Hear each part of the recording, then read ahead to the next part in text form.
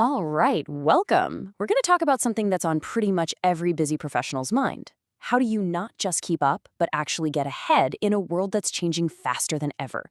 Staying ahead of the curve isn't just a nice to have anymore, it's absolutely essential.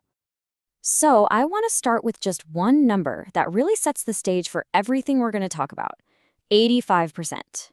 So, what's that 85%? Well, get this. That's the percentage of jobs that experts are predicting will be entirely new by the year 2030. Just let that sink in for a second. The pace of change is just staggering, and it means all of us have to adopt our skills, not just to get by, but to really truly thrive in our careers. So, in a world that's just rocketing forward, how do you actually keep up? More than that, how do you level up your own performance to meet all these new demands? Well, that is the big question we're tackling today. And we're going to start with the absolute foundation of your professional performance.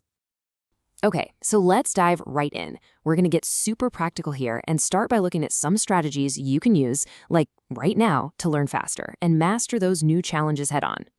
First up, there's this really important concept called speed to skill. And all it really means is how fast you can go from, I have no idea what I'm doing to, okay, I got this, I'm fully competent. The reason this matters so much is that the shorter that time is, the more it directly boosts your productivity, your value, and your entire career path. So, how do we actually do that?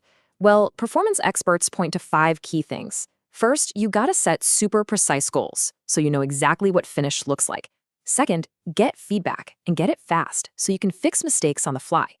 Third, you have to practice, right? But practice in a way where it's okay to mess up. Fourth, have a consistent way to check in on your progress. And finally, and this one's a big one, use the tools you have, especially AI. I mean, think about it. You can have an AI quiz you or summarize dense articles. It's a total game changer for speeding up the whole process. Now let's take this whole thing a step further. We've talked about skills, but what if we could optimize the very machine that does all the learning? I'm talking about our own biology. Biohacking pioneer Dave Asprey, he put it perfectly. He said it's a commitment to only do what works for you and to measure it.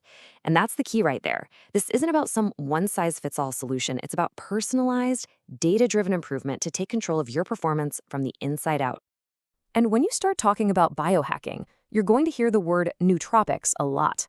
They're often called smart drugs, but what does that even mean? What do they actually do? Let's look at a few common examples. Of course, you've got caffeine. We all know it helps with alertness, but look at the considerations. Its effects can be pretty complex. Then there's something like ashwagandha, an herb known for helping with anxiety.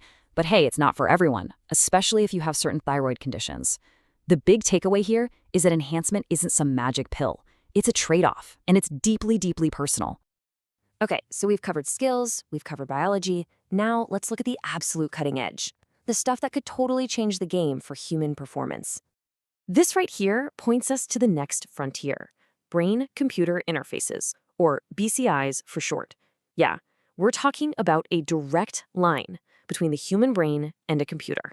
I know, it sounds like something straight out of a sci-fi movie, but believe it or not, the groundwork for this is being laid right now. The potential here is, well, it's immense. Just try to imagine it. Enhancing your memory by having instant access to information. Improving your focus because you can literally tweak the neural circuits in your brain. Or what about getting rid of language barriers forever with real-time translation that happens just by thinking? This is about upgrading our core human abilities in ways we're just now starting to imagine. But, and this is a big but, with this kind of incredible power, we have to stop and ask some really big, really tough questions. If our thoughts can be linked to computers, what happens to our privacy? Could your thoughts get hacked? Will this tech create a new kind of gap in society between the enhanced and the unenhanced? And maybe the biggest question of all, if you alter your mind, are you still you? So, after going on this whole journey from practical skills you can use tomorrow all the way to these massive mind-bending questions, what's the real takeaway for you right now? It really all comes back to this one powerful idea, again from Dave Asprey. I own my biology, and no regulatory authority on Earth has the right to do that.